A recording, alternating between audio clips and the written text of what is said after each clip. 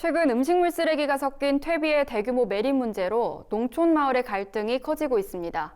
한 농지 소유주가 퇴비 수백 톤을 밭에 묻으려 하자 주민들이 농기계를 동원해 길을 막는 등 긴박한 상황까지 벌어지고 있는데요. 퇴비로 가장한 음식물 쓰레기에 농촌이 몸살을 앓고 있지만 이를 제재할 수 있는 명확한 기준이 없는 실정입니다. 손현진 기자가 현장을 다녀왔습니다. 충북 음성군 원남면의 농촌 마을. 농로로 들어서는 입구를 트랙터 여러 대가 막아서고 있습니다. 영농철을 맞아 논밭에 가 있어야 할 농기계들이 도로를 막고 있는 이유가 뭘까? 모내기 하기 위해서 논으로 밭으로 전부 모든 트랙터가 다 동원돼야 될 이 시기에 이렇게 길을 막고 있다는 거 누가 봐도 모르실 거예요. 마을 주민들은 최근 외지에서 온 비료업체가 음식물 쓰레기로 가장한 퇴비 수백 톤을 밭에 묻으려 한다며 반발하고 있습니다. 퇴비를 실어 옮기는 25톤 화물차가 농지에 들어서지 못하도록 농기계 주차라는 합법적 수단을 통해 길을 막고 있는 겁니다. 여기 응구마을 곳곳에는 폐기물 매립을 반대하는 현수막이 곳곳에 걸려 있습니다. 농촌 주민들을 분노하게 만든 이유가 뭔지 지금부터 알아보겠습니다. 해당 비료업체는 이 지역에 위치한 약 4,000평, 13,000여 제곱미터 농지에 840톤의 퇴비를 매립한다는 계획입니다.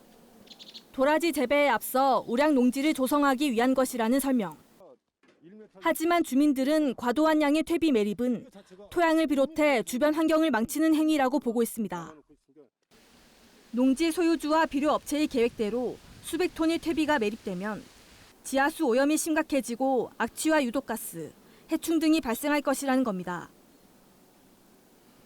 보시는 것처럼 가림막이 높게 쳐져 있어 안에서 어떤 일이 벌어지는지 주민들은 제대로 알기 어려운 상황입니다. 주민들의 반발이 거세지기 전 해당 농지에는 200톤가량의 퇴비가 대형 트럭에 실려 2m 높이로 묻혔습니다. 주민들은 결국 인근 농가마당에 천막을 치고 또다시 대형 트럭이 오지는 않을지 틈틈이 현장을 지키고 있습니다. 진짜 가슴 뛰고 이런 거 처음 느껴봐서 차 지나가는 소리만 나도 그렇고 낯선 차만 안 지나가도 그러고 고추가 됐든 콩이 됐든 나중에 이렇게 되면 팔로도 없을 것 같아요. 그러면 생존권이 왔다 갔다 하는 거 아니에요? 충북 지역에서만 평생을 살아온 80대 고령농도 생전 처음으로 결사 반대띠를 머리에 둘렀습니다. 근데 차에 싣고 올 때 우리 집 앞에 다리에 흙이 떨어지고 내중에는 시커먼 덩어리가 쑥 빠집니다. 야, 이래서 이 동네 폐기물이 들어오는구나 생각을 한 거야. 누가 쓰레기장에 들어올 줄 알았어? 몰랐죠. 절대 반대요. 절대 반대. 문제는 현행법상 뾰족한 제재 방안이 없다는 겁니다. 현행 비료관리법에 따르면 음식물 쓰레기와 석회 비료를 섞은 비포장 비료는 지자체에 신고만 하면 무게가 얼마든 살포할 수 있습니다. 적정 공급량의 규정이 없기 때문입니다. 악취와 토양 오염, 지하수 오염 등 환경 오염 행위를 금지하고 있지만 악취와 오염의 기준 등 상세한 내용은 정하고 있지 않습니다. 이 같은 상황을 보다 못한 음성군 측은 해당 밭으로 향하는 농로 일부를 수로 정비 목적으로 헐어내 사실상 매립 저지에 나섰습니다. 주민들 건의를 지금 받아서 세천 정비를 통해 대형 트럭이라든가 이런 거를 좀 제한을 하고 농기계나 아니면 농업을 목적으로 하는 그런 행위를 할 수 있는 차량만 통행을 할 수 있게끔. 대규모 퇴비 매립으로 인한 환경 오염 여파는 음성 지역에만 그치지 않을 것이라는 목소리도 커지고 있습니다. 이 물이 흘러가면 음성천을 거쳐서 괴산을 거쳐서 충주 쪽으로 흘러가서 충주댐물하고 합류되고 그러면 여름이면 서울까지 가는데 하루 이틀밖에 안 걸리는 거예요. 이처럼 불량 퇴비 매립 문제가 발생하고 있는 건 충북 지역에만 10여 곳에 이릅니다. 약 10개월 전 불량 퇴비가 농지에 대량 매립된 충북의 또 다른 지역입니다.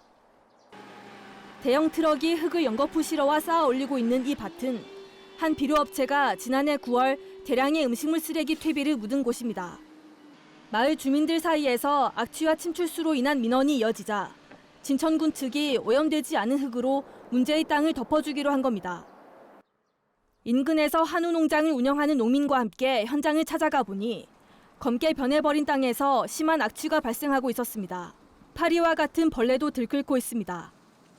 트럭이 지나다닐 때마다 이게 냄새가 엄청 이상한 냄새가 나고 이게 덤프트럭에서 물이 나오는데 약간 누런 색깔 물이 나오는 거예요. 그 음식물 쓰레기 그 물이 40톤을 허가를 받았는데 총 이게 여기 매립한 양이 아마 1,100톤 정도 될 거예요.